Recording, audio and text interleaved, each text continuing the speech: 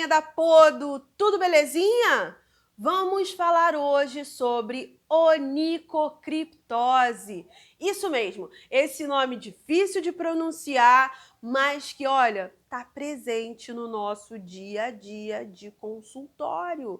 Então, a gente tem que dominar o assunto para perder o medo de fazer um atendimento de onicocriptose. No momento que a gente tem o conhecimento, a gente perde o medo e conhece e começa a aplicar a técnica correta ali. Beleza? Vamos lá iniciar o nosso vídeo falando sobre o que é uma onicocriptose.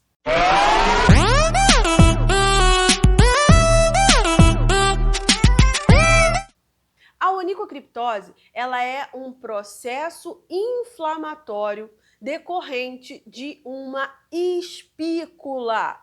O que é uma espícula, Viviane? Então, uma espícula é um fragmento ou um pedacinho de unha que está causando uma lesão no tecido, ali aquele tecido do leito, da borda ungueal. Essa lesão vai causar uma paroníquia. O que é a paroníquia? É a inflamação das bordas ali da unha, da parte anatômica da unha, certo? Então vamos lá. A onicocriptose, ela pode acontecer de 3 formas. A primeira, de grau 1, é quando existe somente o processo inflamatório. Tá ali com aquela vermelhidão, tem aquela dorzinha que incomoda, tá inchadinho, tá quente, tá? Então, a gente já tem o processo inflamatório instalado. Tá, Viviane, mas como que eu consigo detectar que tem um processo inflamatório instalado? Vamos aos sinais flogísticos da inflamação: dor, calor, rubor, edema e perda de função. Se eu tenho esses 5 sinais flogísticos, eu tenho uma inflamação instalada. E aí, gente, que eu diferencio uma onicocriptose de grau 1 para somente uma onicofose, tá? A onicofose, ela não gera os sinais flogísticos, ou seja, se eu tenho ali, a pessoa está reclamando de dor, de incômodo por conta de uma onicofose, mas eu não tenho rubor, que é a vermelhidão, eu não tenho o edema, que é aquele inchadinho no dedo, eu não tenho calor, que é a temperatura que está ali mais elevada, e perda de função, e aí você vai falar, mas a pessoa está andando. Então, a perda de função não significa que a pessoa vai parar de andar, perder o pé, ai meu Deus, não é isso, tá? A perda de função é quando a gente não consegue fazer as mesmas funções que eu conseguiria fazer sem aquela inflamação. Por exemplo, se eu corto meu dedo, cortei meu dedo aqui cozinhando. O que eu vou conseguir fazer esse pinçamento? Eu vou conseguir pegar uma xícara, eu vou conseguir pegar aquilo de forma correta, como se eu tivesse com minha mão íntegra? Não. Então, eu já tenho perda de função. A mesma coisa vai acontecer com a espícula. Se a pessoa está mancando, está levantando o dedinho porque não está conseguindo colocar o pé direitinho no chão, já tem perda de função, tá? Então, como que eu consigo detectar os sinais flogísticos? O primeiro, dor, ela é subjetiva, então cada pessoa vai te relatar essa dor, tá? Edema, vou observar ali, ó, se tá inchadinho. Rubor, vou verificar se tá vermelho aquela região, se tá mais vermelhinha do que no restante do dedo.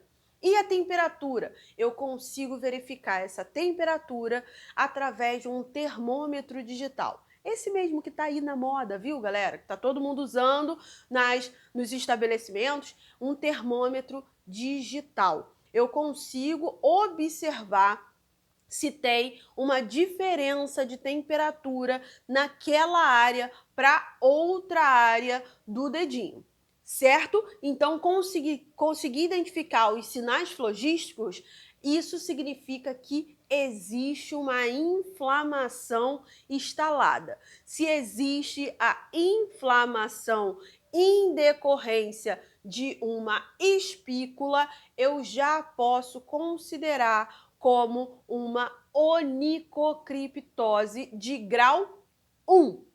Agora, já tem um granuloma. O que é esse granuloma?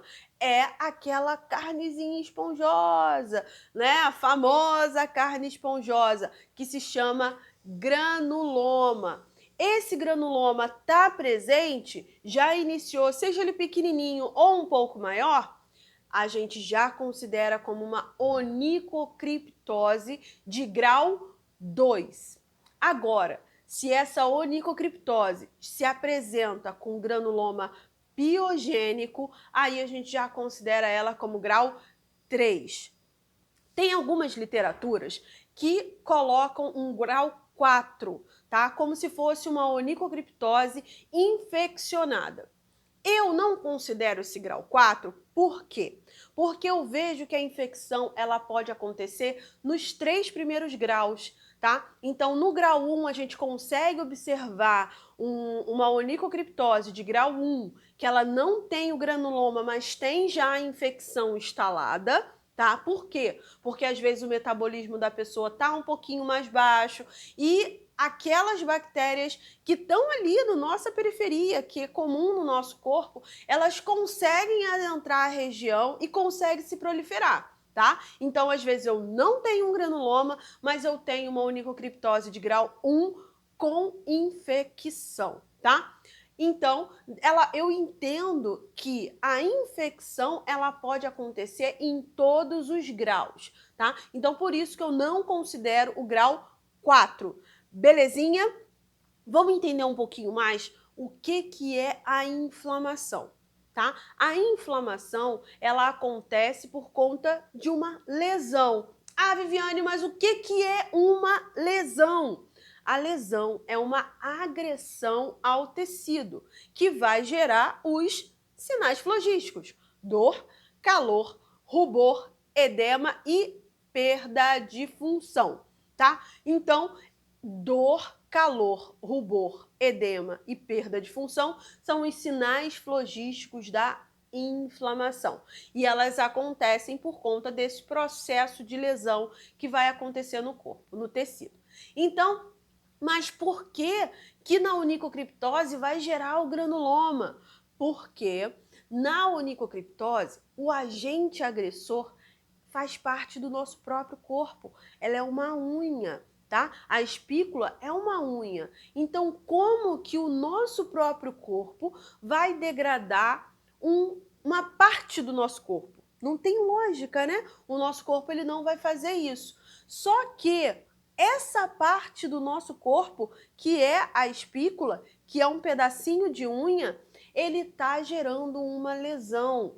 Então faz parte do processo natural do nosso corpo tentar eliminar esses agentes agressores. E como esses agentes agressores fazem parte do nosso corpo, é uma tentativa inútil do nosso corpo tentar degradar. Então o que vai acontecer?